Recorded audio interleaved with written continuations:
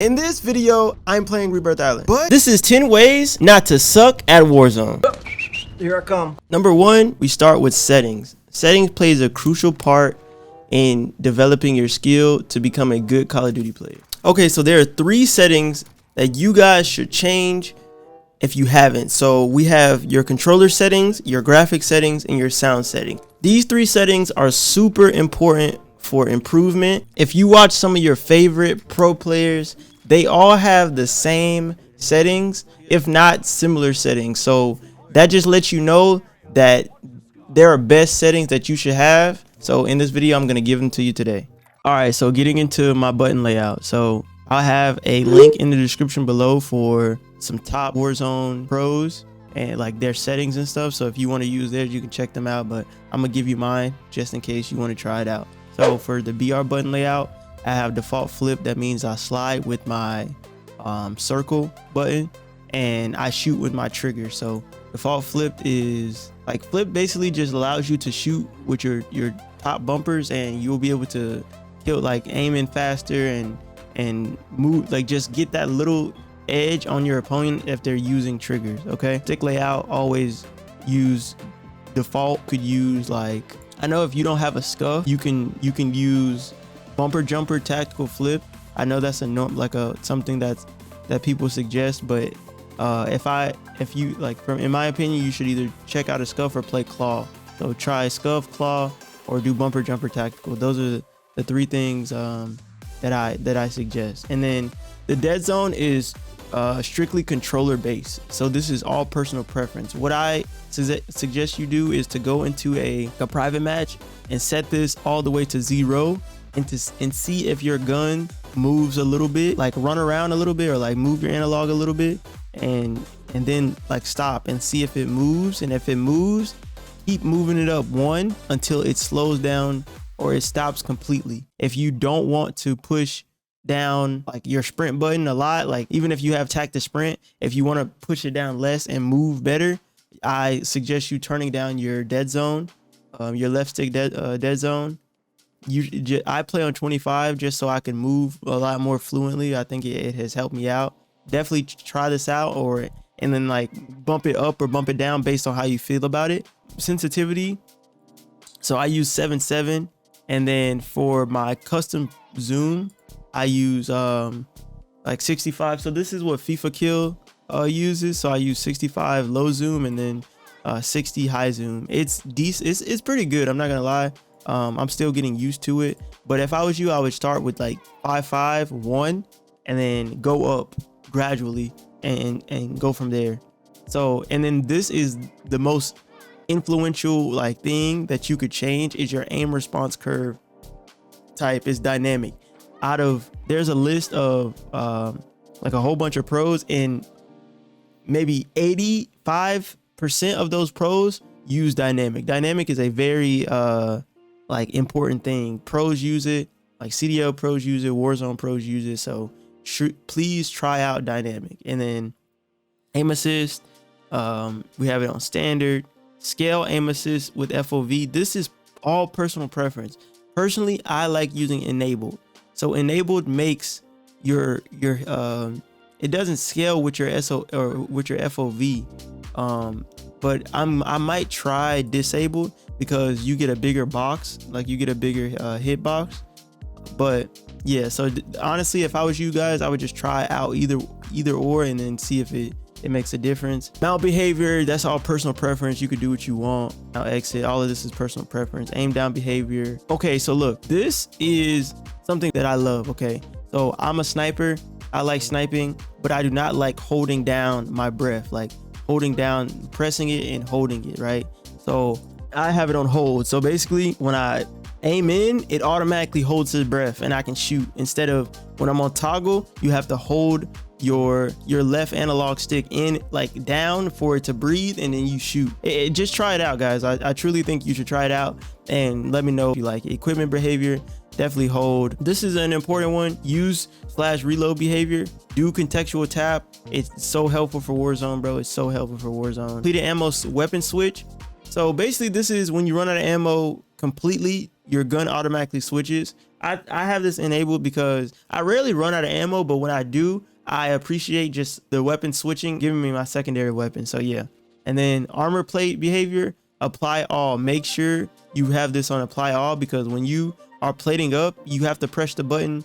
When you do apply one, you have to press the button 3 times, right? Like you have to keep pressing the button. But if you put it to apply all, it'll apply all of them with one press of the button. It removes time and helps you be able to do it faster and be able to move around the map faster too. Slide behavior makes you have this on tap, so you don't have to hold. You can just hit it once and it'll slide. So that lets you slide cancel a lot. Auto move forward, I have this on disable. Attack sprint, so I have this on double tap. I'm gonna probably try like single tap from sprint, and then you can try out these two, or you can try out these two. So single tap from run or single tap from sprint, either or. Just make sure you have this on auto sprint. Do auto attack sprint, bro. This will help a lot with slide canceling. This will help a lot with just overall efficient moving skills on the map. You'll be able to move so quickly on the map once you get used to this. And if you're gonna struggle a little bit if you haven't played on this, but what I recommend is getting to private match, have a couple bots and just run, just practice slide canceling,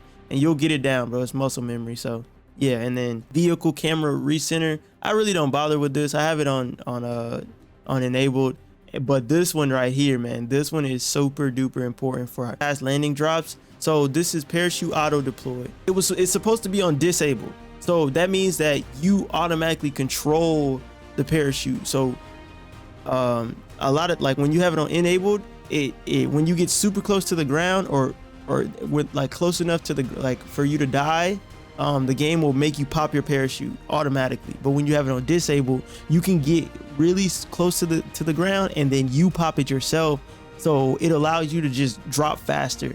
I recommend this. Please, like, have this on disable, man. This is really like a life-changing thing.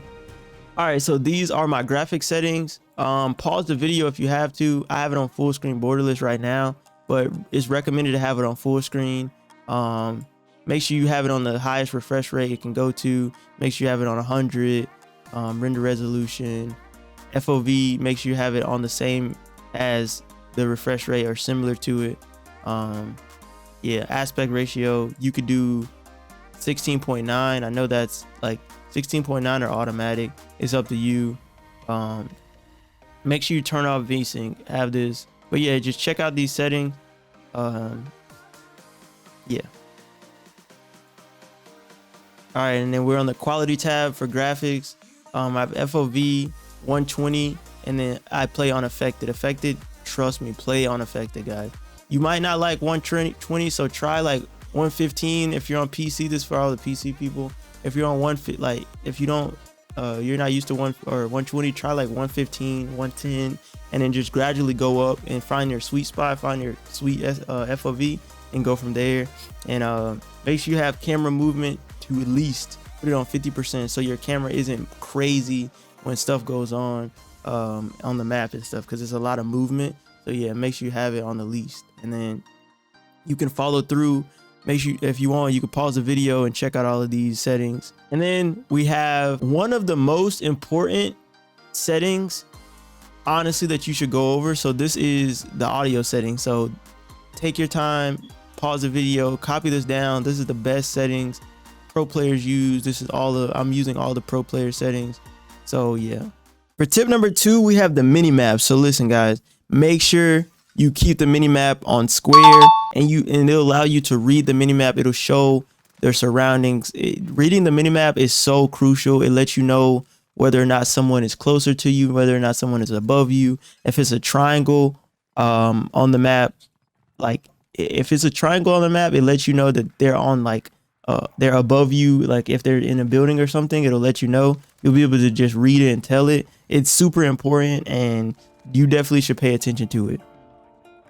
For tip number 3, we have centering. So make sure your crosshairs are in the center of your screen at all times. Like, make sure that you are in the center of the screen. So when you have your crosshair placement in the center, it doesn't, like, say if someone is like above you or below you, the time it takes you to snap up or snap down or snap left or snap right, is way less than if you have your centering slightly down or slightly up. Like you have to do so much work if you don't have it in the center of the screen. Make sure you practice your centering. It's super duper duper important. Win you so much more gunfights, I promise. For tip 4, this is basically like forcing your enemies to make mistakes. So use like sound cues, footstep sound cues, use stuns to slow people down and secure the kill. Just be aware of your surroundings. If you know that you're getting pushed by 2 people, play for the closest one. Like if there's someone above you and then there's someone on the same level as you play for the kid that's on the same level like that you're on, and you kill them, and that'll make their teammate have to reposition themselves and come chase you, and you can be prepared for that. Like you have to take a lot of this stuff in consideration when you're playing. I know a lot of you guys are good at the game, but these are small little tips, small little tweaks that can make you way better at the game. It's just understanding like, hey, this is the mind of a player. Like when you think about it like this, when your teammate is getting shot at, he's calling for help. You have to think about that when you're playing too. Like, oh, this person is probably letting his teammate know that I'm on the same level as him and they're not together, so he has to come downstairs to get you.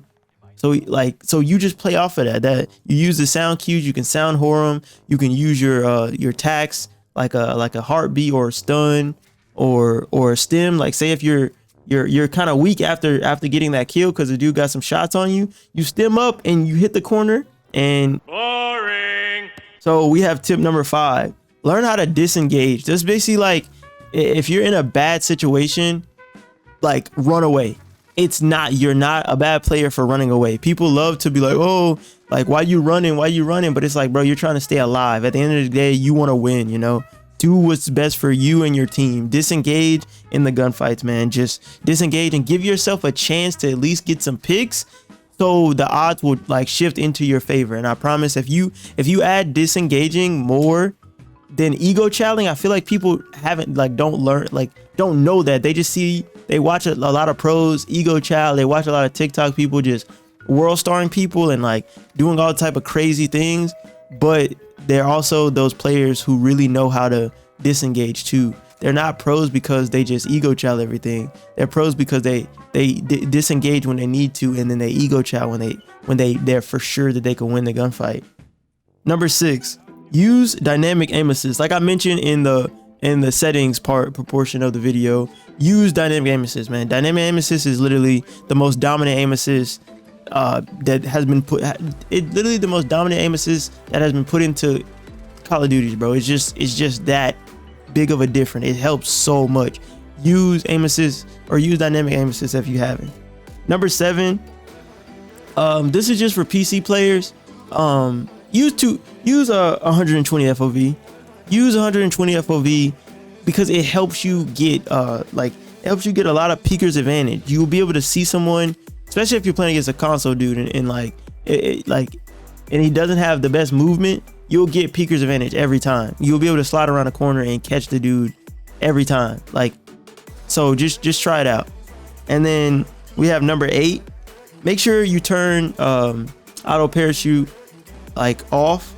Like I said in the settings video, settings portion of the video, turn it off, dude. Turn it off, and just like you might pancake a few times, man. But like just know that you'll be able to get spots, like land way quicker than like maybe 80% of the lobby, bro. Like that is so important. And then we have number 9, use stems, man. Stems are simply just O-P, man. They're O-P. So like think about it like this. You're getting shot at by you're in a 1v2 situation, right? You're in a 1v2 situation and you're plated up, but you get shot at, so they take away 2 of your plates. And you got one kid weak and he's rushing you, right? You pop a stem, it heals you while he's shooting you, it heals you, and it also gives you a 3-second speed boost. 3-second speed boost makes you moving like Sonic, bro. You're hitting all type. You'll be able to slide past him, break his camera, and those like that movement like increase will help you get 3 to 4 bullets into someone without them even shooting you, man. This thing is OP. Stims are freaking OP, man. Try them out. Make sure you have them on each class. What I recommend, I know a lot of people use stims and throwing knives, but what I've been seeing as a trend is stims and Semtex, because you get 2 Semtexes and you can get 2 stims. You stem up and you can nade people. You can nade people out of spots. If they're camping, you can nade them. You can stick someone. You can stick a helicopter. I am a very big fan of Semtexes, but if you want to use throwing knives, I understand.